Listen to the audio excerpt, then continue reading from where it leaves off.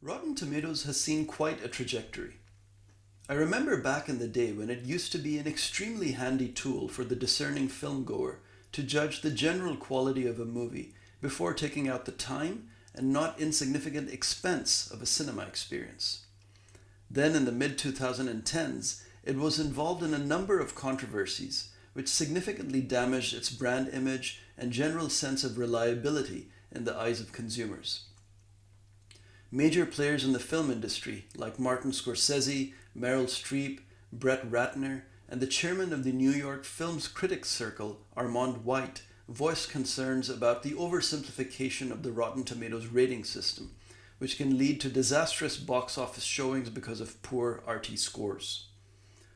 Also, a number of movies, especially those accused of championing a woke agenda like Captain Marvel, experienced the phenomenon of review bombing by internet trolls. On the flip side, many movies perceived as carrying a popular woke message appeared to receive unjustifiably favorable reviews from Hollywood critics, often at odds with audience ratings.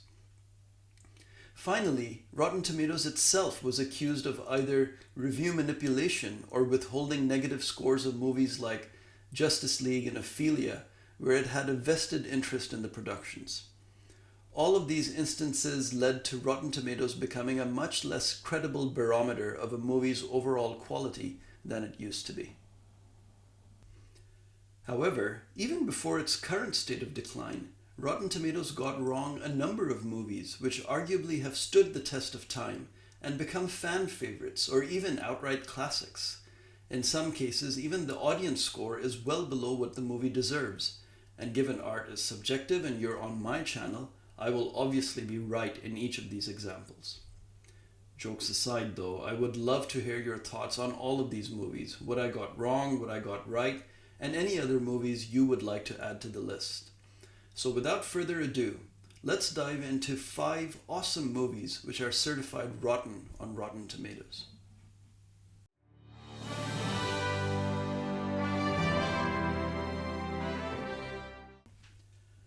Nacho Libre tells the story of Ignacio, a cook working in a Mexican orphanage and monastery, who has a secret passion for wrestling.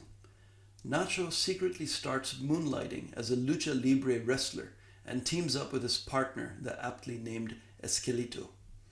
At first, Nacho is merely pursuing a lifelong hidden passion. However, as he gains more success, he realizes he can use his passion to provide a better life for the children of the orphanage, whom he loves deeply. Now, frankly, I thought this movie would be one of the easier ones on the list. It's not surprising that an obviously screwball and lowbrow comedy replete with fart jokes would get a low critics rating. However, I was appalled to see that the audience score is also a paltry 55%, which severely shook my faith in humanity. On the face of it, Nacho Libre is indeed a juvenile comedy which wears its love for gross-out humor on its sleeve. However, even from a comedic perspective, this is executed so well that it's genuinely shocking people don't adore the movie for its comedic value alone. The movie is full of endlessly quotable lines, best expressed in a thick Mexican accent, which can regale fans for years to come. I myself probably use "you gave her permission to hurt me like this" at least once a month in conversation. But going a bit deeper than the surface, I think the movie offers so much more than what we would expect. It is the story of a very likable protagonist who has a secret burning passion which is frowned upon by everyone around him.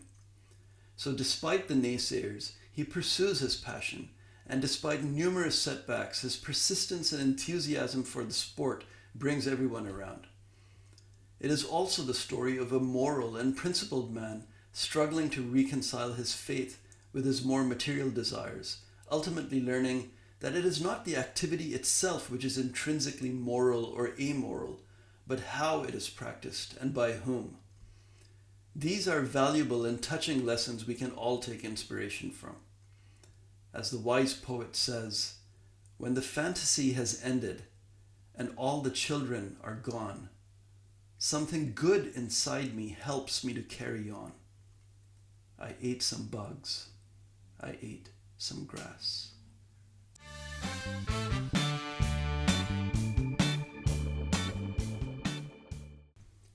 Our second selection is somewhat along the same lines. Another screwball comedy which revels in its corny, lame, and gross out humor. Hot Rod tells the story of Rod Kimball, played by Andy Samberg, a simpleton who fancies himself a stunt performer along the lines of his father, who he believes to have worked for Evel Knievel. Meanwhile, his stepfather, Frank, played by Ian McShane, constantly disrespects him, often physically dominating him in homemade wrestling matches.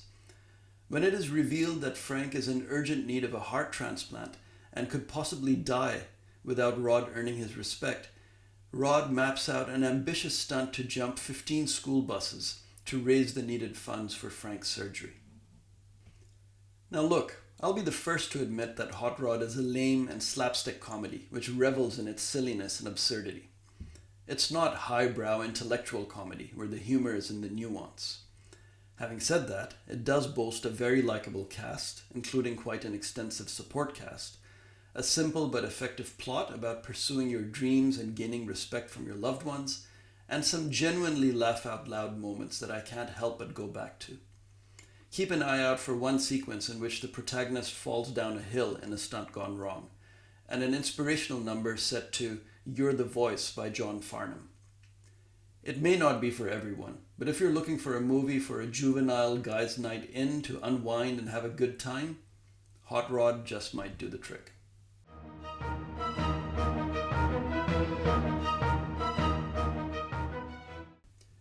Ben Stiller is currently a critical darling with Severance, but some of his earlier projects as a creator rather than comedic actor were less well received. One of these is The Cable Guy with Jim Carrey, which at a 55% Rotten Tomatoes score could just as easily have made this list. The other, what we're discussing today, is The Secret Life of Walter Mitty.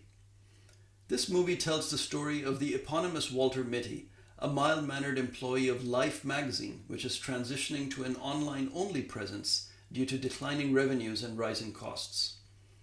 Walter has a habit of going off into daydreams to compensate for his otherwise boring and predictable life. However, he gets a chance to actually start living his fantasies in search of an elusive photograph which will feature in the final print issue of the magazine. Walter Mitty boasts some truly amazing scenes, including an extremely moving rendition of Space Oddity by David Bowie, and skateboarding down a mountain in Iceland, which is best enjoyed on a large screen. But the beautiful cinematography and the winning performances from the leads, Ben Stiller, Kirsten Wiig, and Adam Scott, are further elevated by a simple but resonant central message. Life is short, make it an adventure, and perhaps discover your true self on the journey.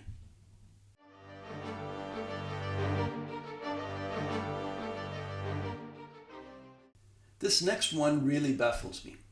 Denzel is always awesome, and supported by Dakota Fanning when she was still a child acting prodigy, Man on Fire boasts one of the most heartwarming relationships between a badass hero in need of redemption and a precocious child who breaks down his hard exterior. Set in the all-too-real world of the kidnapping racket in Mexico, Man on Fire makes for a visceral ride in which you can't help but root for the genuine love the protagonists develop for each other. It makes the warpath Denzel goes on when the child under his protection is taken from him all the more satisfying.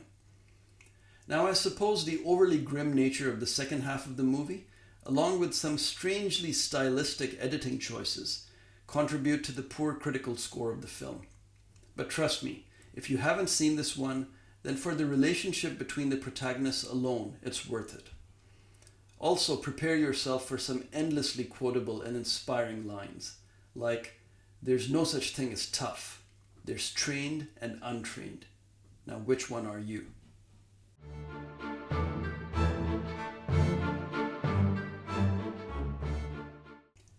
Rounding off our list today is The Replacements, a cheesy sports comedy from the 2000s starring Keanu Reeves and the late great Gene Hackman. The plot revolves around the Washington Sentinels football team, which is full of overpaid prima donnas who go on strike over a contract dispute. This forces the owners to hire a team of substitutes and washed-up has-beens to be coached by veteran Jimmy McGinty, played by Gene Hackman.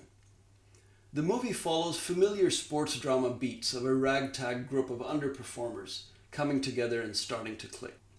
But what differentiates The Replacements thematically is its lessons about leadership, its commentary on the role of sports celebrities, and how moments of greatness in our lives can light a beacon for ourselves in our darker hours. How we have the potential to become our own greatest heroes. These themes are told through the most on-the-nose and cheesy lines of dialogue, which work because the movie wears its cheese on its sleeve like a badge of honor. The shining example of this is the movie's cringe-inducing but still wonderful tagline. Pain heals, chicks dig scars, glory lasts forever. Beyond the themes, The Replacements also features some great comedy and a memorable dance-off to I Will Survive in a Jail Cell. If you can grit your teeth through the cheese and enjoy the movie for what it is, a heroic fantasy about second chances, then there is much to enjoy in The Replacements.